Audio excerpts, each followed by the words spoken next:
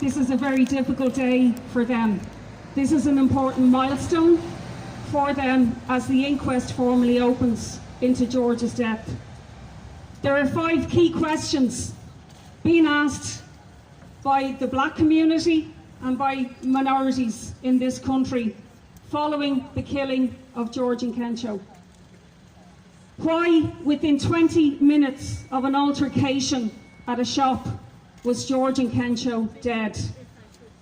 Why was there no professional negotiator, no critical incident team for George, as happened recently in Blanchardstown, when an armed man with a criminal record actually shot 2 Gardaí, but he wasn't shot, he was talked down and the situation was defused? Why did that not happen for George Nkencho? Was race a factor that day in the actions of the Gardaí?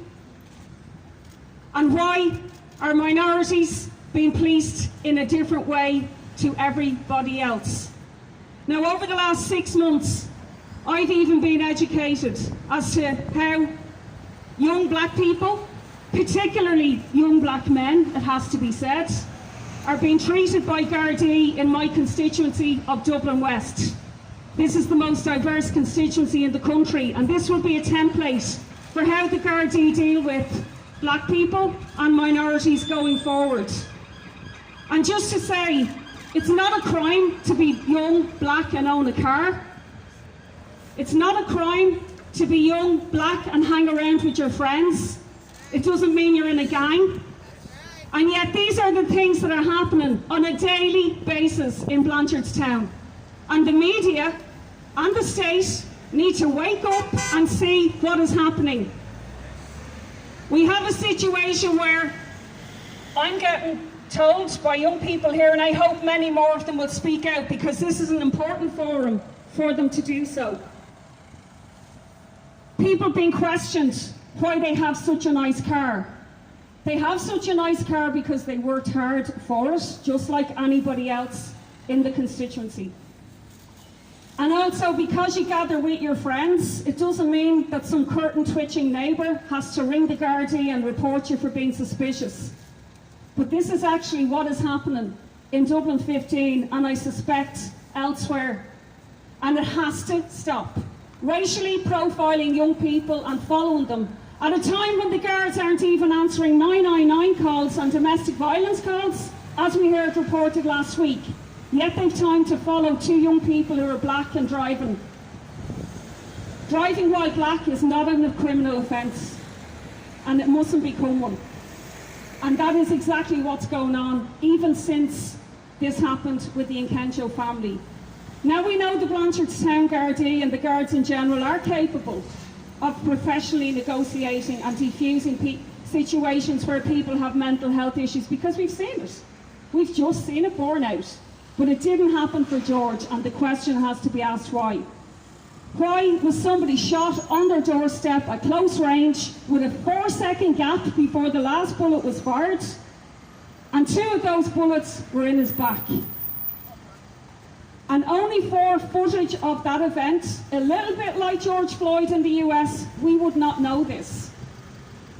And the reality of it is that GSOC, the state, has to investigate this thoroughly and come up with answers, because no justice, no peace. And there will be suspicion, and there is already fear. There's fear in the black community about protesting here today because they fear the guards. And that is a reality. And I just want to finish by saying that the state, the Minister for Justice, responded to a request from the Nkencho family for a local diversity forum to be set up in Blanchardstown. That forum has to be a real one, not a talking shop. It has to have representation from minorities. It has to meet regularly. It has to answer questions that the community puts to it. It has to be accountable to the community, and it has to engage, not just report and go away. And that's the sort of forum that we need.